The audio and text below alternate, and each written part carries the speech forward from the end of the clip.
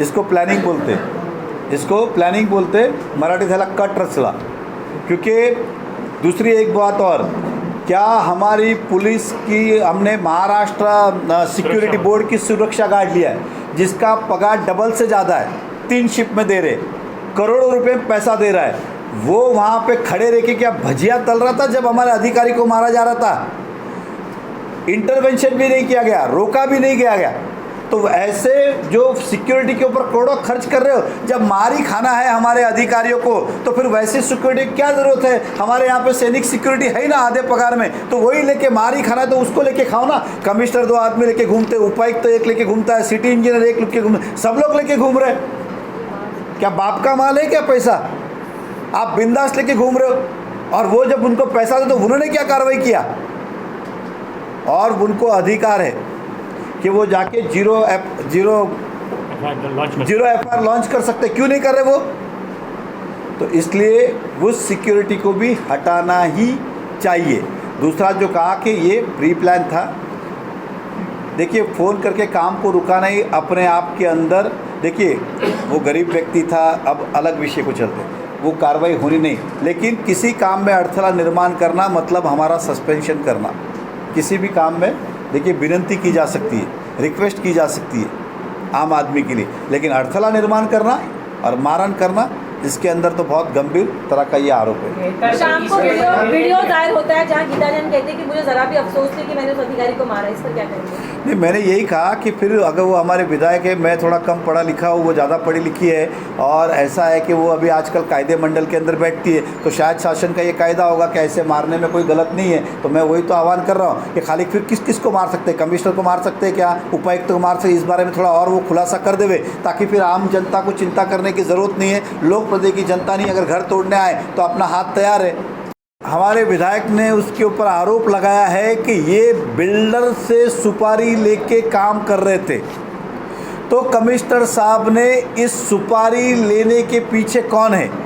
मेरा तो स्पष्ट आरोप है, अगर सुपारी ली गई है तो कमिश्नर साहब ने ली है, किसी और ने नहीं, क्योंकि असली कारण तो वही है, उनके इजाज़त की बगैर यहाँ पत्ता नहीं हिल रहा है। अगर प्राइवेट प्रॉपर्टी के अंदर ये बांधकाम तोड़ा गया है, ऐसा विधायक का आरोप है, ये लेती देती हुई, तो लेती देती फिर कमिश्नर ने की है, तो क्या कमिश्नर को सस्पेंड करने की या कमिश्नर पे कार्रवाई करने की विधायिका मांग करेंगी कि नहीं करेंगी? क्योंकि ये अधिकारी के बस की बात नहीं है प्राइवेट प्रॉपर्टी में जाके।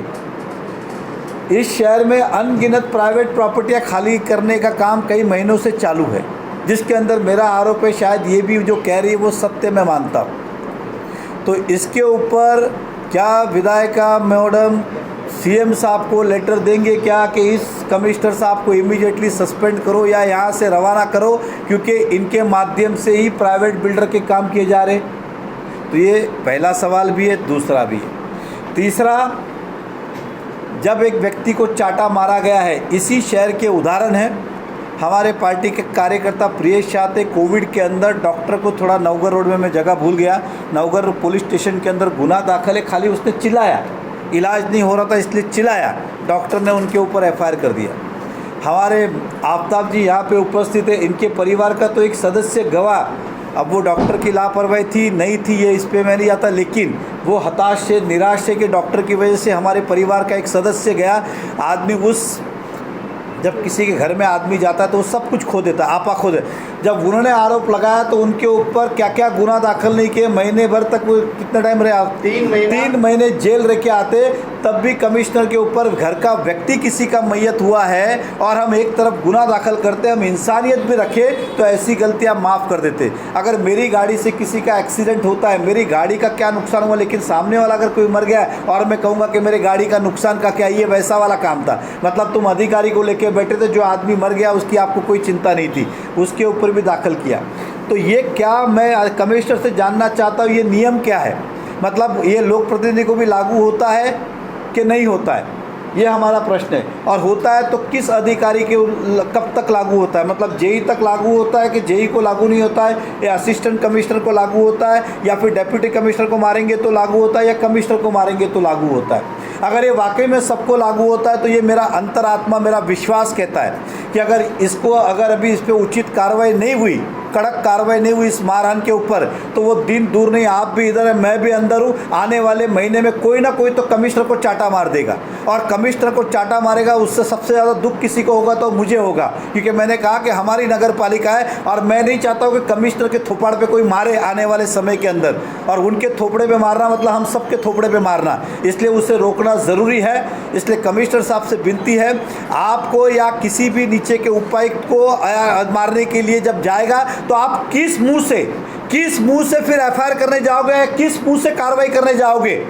अगर फिर भी आप कार्रवाई करने जाते हो तो इसका मतलब ये स्पष्ट है, जहाँ तक मुझे सूत्र के संचालन से मालूम पड़ा है कि कमिश्नर को दम दिया गया है कि अगर एफआईआर हुई तो तुम्हारी कुर्सी खतरे में, तुम्हारी शिकायत हम करेंगे, तुमको कुर्सी खाली करनी पड़ेगी। कमिश्नर साहब अपनी कुर्सी बचाने के लिए उस अधिकारी पे दबाव डाल रहे हैं कि तुम एफआईआर मत करो। ये हमारी सूत्रों के अनुसार जानकारी है, क्योंकि यहाँ एफआईआर हुआ नहीं, यहाँ कमिश्नर का तबादला हुआ नहीं, ये हमारी अच्छी तरह से जानकारी है। तो कमिश्नर साहब नक्की करे क्या है।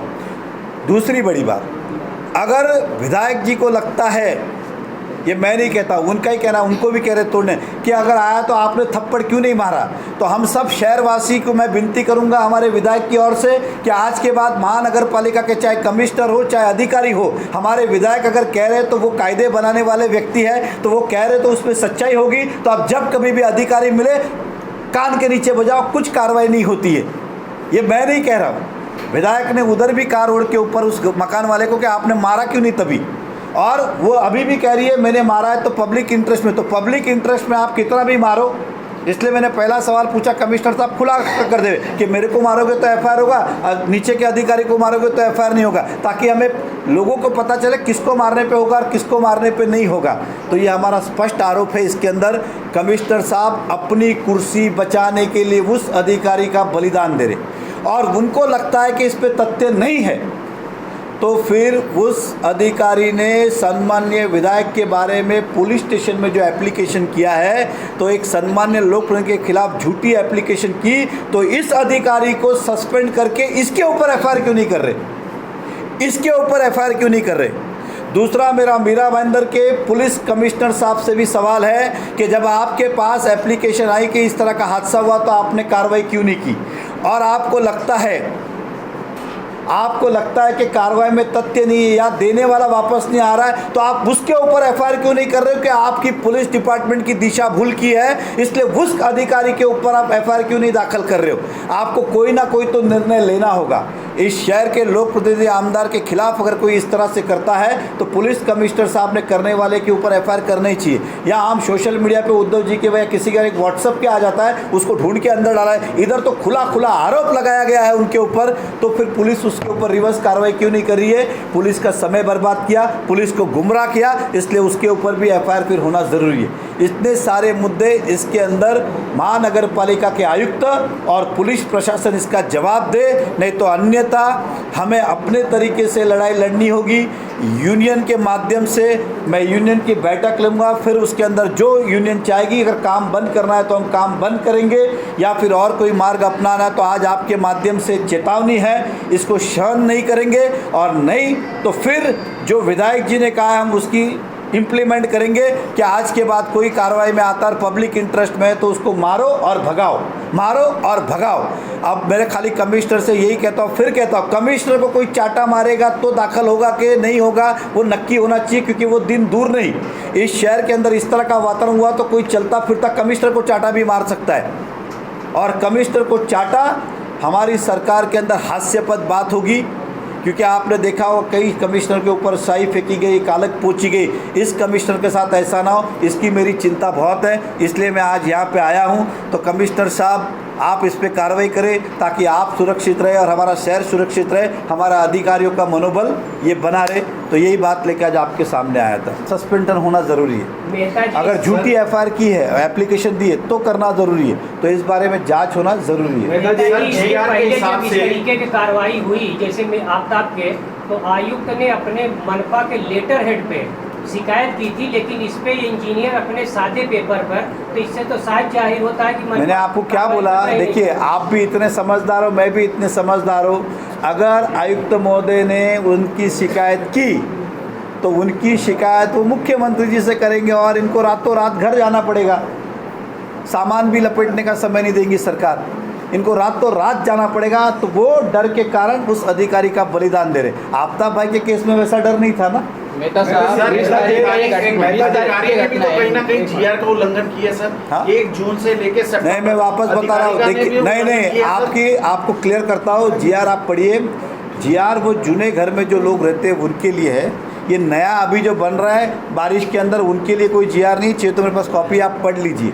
जीआर कोई चालू बांधकाम या करने के लिए या हो रहा है उसके लिए नहीं है, उस पर तो कार्रवाई होनी चाहिए। जीआर स्पष्ट कहता है। दूसरी बात, वो व्यक्ति उसी घर में रह रहा है, वो व्यक्ति उसी घर में रह रहा है, उस घर को पत्ता भी नहीं हिला, वैसा का वैसा ही है। ये जो एडिशनल घर बना रहा था, जो भाड़े पे देने वाला था, उसके लिए। दूसरी बात, जब मैंने आपको नगर पालिका में घर दे दिया है और मान लो एग्जाम्पल आप दूसरा घर है तो मेरा लेने का, ताबा लेने का मेरा अधिकारी बनता है, मेरा मतलब कॉरपोरेशन का अधिकारी बनता है।